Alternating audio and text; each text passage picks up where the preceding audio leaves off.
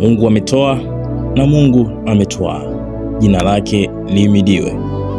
Mwigizaji wa filamu za Kitanzania Carolina Hawa almaarufu kama Karina amefariki dunia leo hii.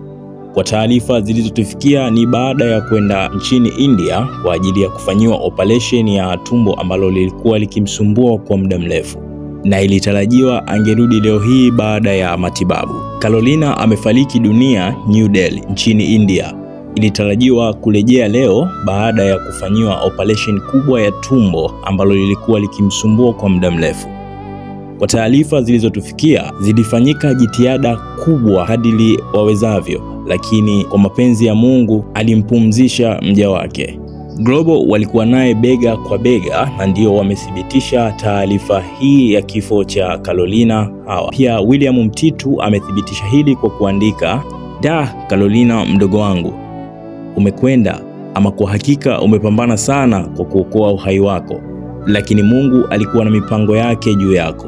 Nenda mpambanaji, mbele yako nyuma yetu. RIP Carolina. Amen. Hakika Mungu hailaze mahali pema roho ya dada yetu Carolina Hawa. Amepambana kadri awezavyo kuokoa uhai wake, lakini Mungu impendezavyo yeye ameamua hampumzishe mja wake. Mungu ametoa na Mungu ametwaa. Jina lake lihimidiwe.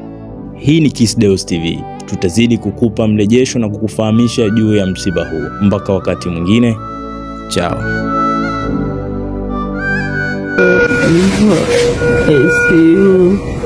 Yangu imebadilika ghafla. Nadhani wajua kujipamete pia yote nilefika ajili ya operation ya asubuhi. Ile operation iliahirishwa sababu hali yangu ilibadilika. Naomba msaada wako Sheikh Suleiman. Go make a video. Sorry. Yes. Video is not allowed. Not allowed. With allowed. Video call is allowed, but